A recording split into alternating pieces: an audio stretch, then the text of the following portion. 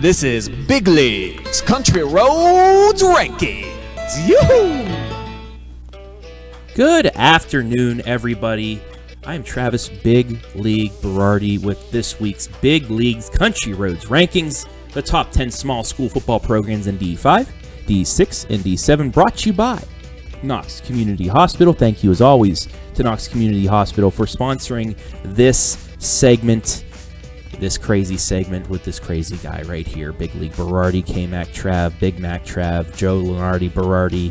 I have 35 nicknames. I don't know where they came from. They just stuck. But anyway, big week, cold week. Why is it so cold out? It was 65 and humid, I think, on Monday, and then Tuesday it was 30. I don't understand. Ohio weather is so frustrating, but hopefully the weather people are correct and we get some beautiful weather on Friday night for Week 10. It would be the 10th consecutive week, knock on wood, that we do that, and then hopefully we get it also into the playoffs where we get some great nights for football on Friday and Saturday night. But before I get to my top 10, as always, there are some teams just on the outside looking in, and let's get to them. First off, Mapleton, the Mounties, 6-3 on the outside, but they have a chance to break back into the top 10. They head to Crestview, last week's number 1B squad. If they can get the victory, you know they'll be back in the top 10. Loudonville also 5-4. They host Northmore. They have a chance of maybe getting a playoff game at home with a victory, and that's big for Loudonville because that place has been the toughest place in the KMAC to play football. They nearly upset Centerburg, who won to share the KMAC this past week. They did upset Fredericktown with a field goal in the last seconds at home. Really, really tough place to play some football down there in Loudonville, Ohio. If they can knock off Northmore, they'll have a chance of breaking back into the top 10, and Northmore needs a win to get into the playoffs as well, so that's a big game down there in the KMAC. Another KMAC squad just on the outside. They dropped out this week due to their loss to Danville. It was a tough fight, though, that they put up. Mount Gilead 5-4. They host Cardington. They're already in the playoffs, but they have a chance to move up with a victory on Friday night, see where they will be positioned in Division 6. And our final team just on the outside looking in, Lucas. Tough loss to Fort Loramie, a really, really good Fort Loramie squad. Could have gone their way if a couple things happened, but they stayed in it till the end. Fort Loramie pulled away with 2 touchdowns. They take on an 8-1 Arlington squad at Arlington. If they can win, even though they're 5-5, just their strength of schedule, the teams they beat, they will be back in the top 10 to finish things out. But let's now go to my top 10. And at number 10, the Hillsdale Falcons nearly pulled off the victory against Northwestern to get them into a category where they could share the WCAL championship, but just wasn't able to pull it off. They are still, though, with a chance to get 2 home games in Division 7 Region 25. They got to beat Rittman first and then get a little bit of help, and maybe they get 2 home games. They do have 1 home game already for the Hillsdale Falcons. What a run they had the second half of the season to put them into the position they are right now. At number 9, the Freddies of Fredericktown, 6-3. Welcome back to the top 10. They got Centerburg at Centerburg. Freddyburg cannot wait for that game, but they need it because a win and they're probably in. A loss, they're going to need a lot of help. So they want to keep that trophy at Fredericktown. Not only that, but they want to get back into the postseason, and they're going to need a victory over Centerburg at Centerburg to do so. At number 8, those Eagles of Colonel Crawford, they're at 7-2. They host Buckeye Central. They could get a home game with a win. If they get 1 win on Week 10, they could probably clinch a top 8 spot. They'll need some help, but we'll see at 8-2. Crawford, just handle your own things. Just get the win, then see what works out. At number 7, the Tigers of Seneca East, the Cardiac Tigers with Blake Foose and company.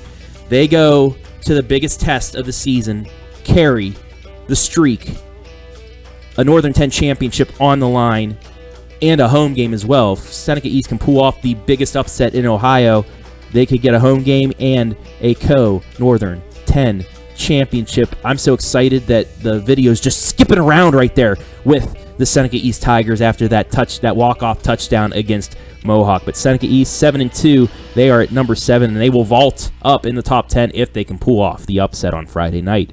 At number 6, the St. Paul Flyers, they just dropped the spot. I mean, when you put up a fight against one of the top teams in my rankings. You're not going to move down that far, and that's what not Seneca East, but that's what St. Paul did at 6-3. They had a chance late against Crestview, but then Addison Ramers just knocked off a 92-yard run and pretty much clinched things. Also, Crestview early on needed a fake punt touchdown pass to really start pulling away. So St. Paul at Monroeville, a win keeps them in the conversation for a top 4 spot in D7 Region 25.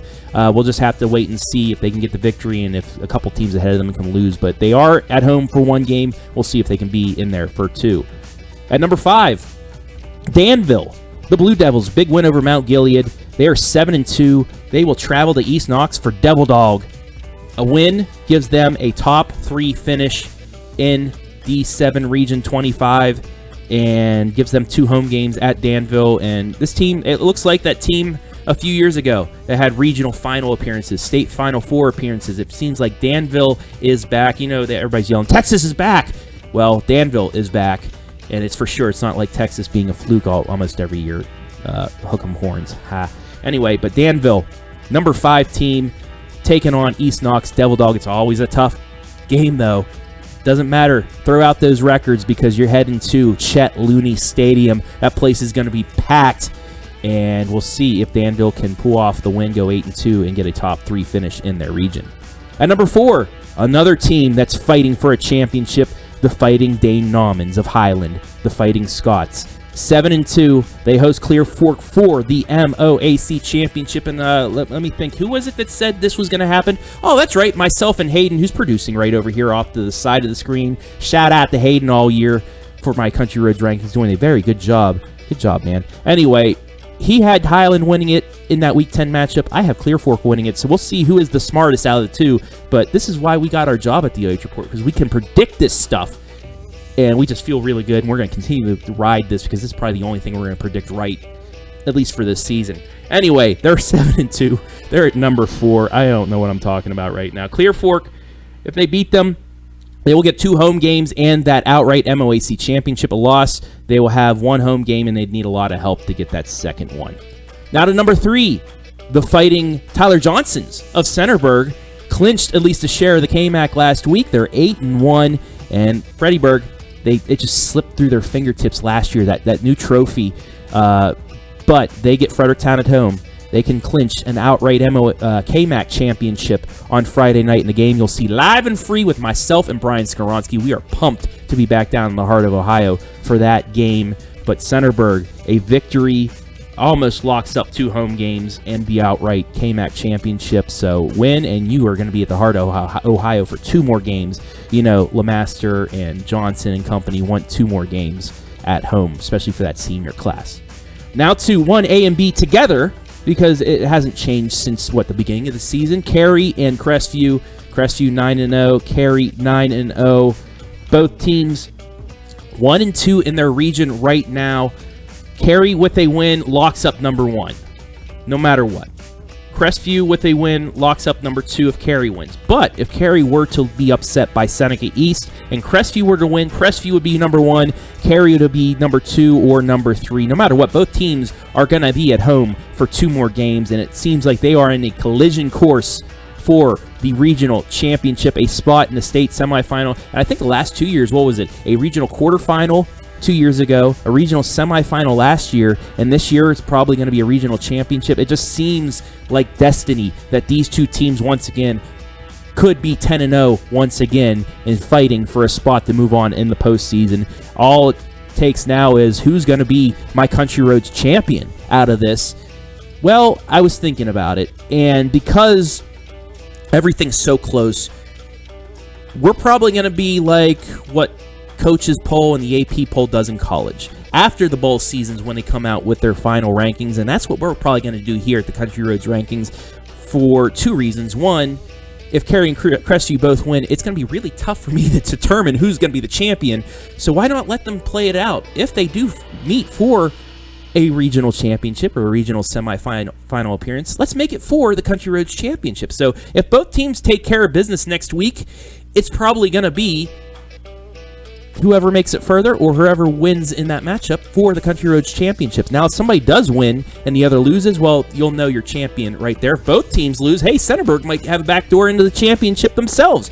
I don't know. You got to play the games. Nonetheless, you're going to have to wait to see who the champion is until after the state championship games are played, because I love making you guys wait and just that suspense building and building and building. But right now, this top 10 is who has a chance to stay in the top 10 at the end of the season. You win, you're probably going to stay in that top 10 unless, Lucas wins. You might see a couple teams below drop out. Nonetheless, you got a good chance of being my top 10 in the area, if that matters at all. I don't know. Does it matter? Let me know in the comments section. Nonetheless, there you go. 9 weeks in the books. 1 week remaining. I cannot believe, I always say this, I cannot believe we are already at this moment. Playoffs start in less than 14 days. Playoffs? Yeah, playoffs. Anyway, I'm KMAC Trav, Big Mac Trav, Lenardi Trav, Big League Trav, Country Roads Trav. I don't know. You want more nicknames for me, just put them in the comments section. They stick to me like flies on you-know-what. Anyway, that's it for the top 10 small school programs. The Big League's Country Roads Rankings brought to you by Knox Community Hospital. As always, thank you for sponsoring Knox Community Hospital. And I'll see you whenever for the final rankings coming up here. And, we'll see. But for now, I'll see you later.